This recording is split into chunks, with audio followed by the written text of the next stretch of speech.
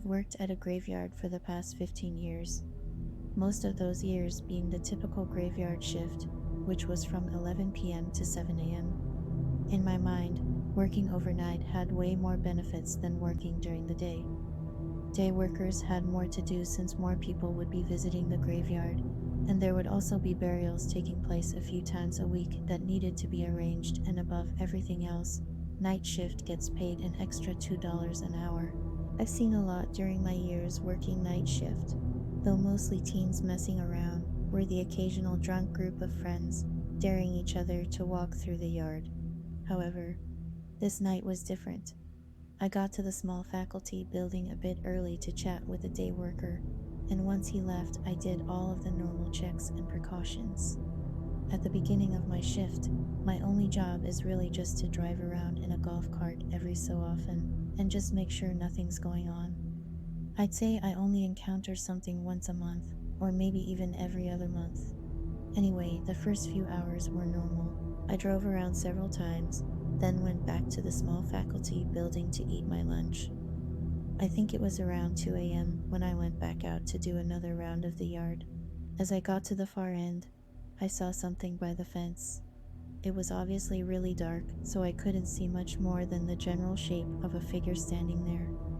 I drove up closer. I could tell now that it was a man standing on the outside of the fence looking toward me.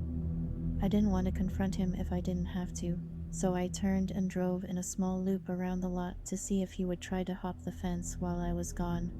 But when I got back after 30 seconds, he was gone. I scanned the area briefly to make sure he didn't sneak in, but it all looked clear, so I continued with my patrol.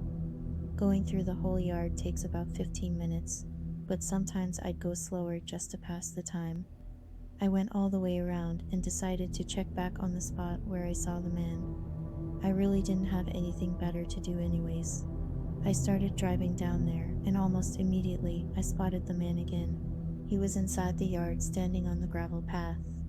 I drove up closer again, but the man didn't move. I exited the golf cart and started walking up to him. He looked like a 40-year-old man. I stopped just a few feet away from him.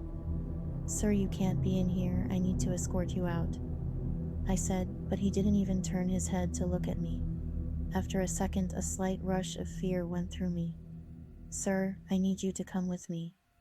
I reached my hand gently to tap his shoulder.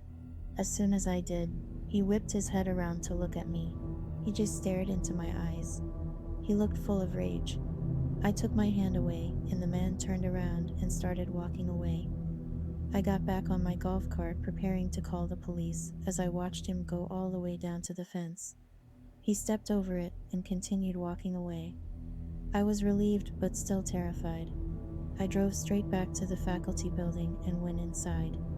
It was a small single-room security type building, but I felt a lot safer and calmer inside. I sat down and caught my breath. In all my years, I'd never really been scared because it was always just people messing around. But this was different. I waited inside for a while.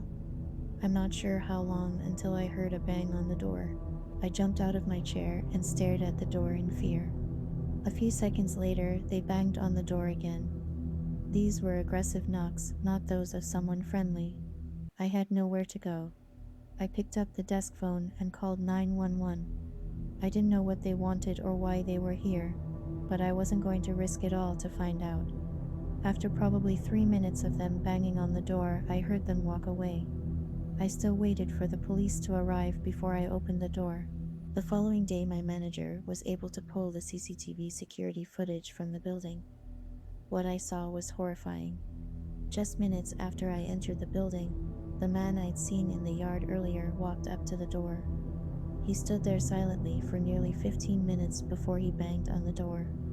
He was also holding something in his hand, but the footage wasn't detailed enough to make out the object. It was likely a small pipe or bat of some sort. The man was never identified, but I still worked the same job at the graveyard and haven't seen him since.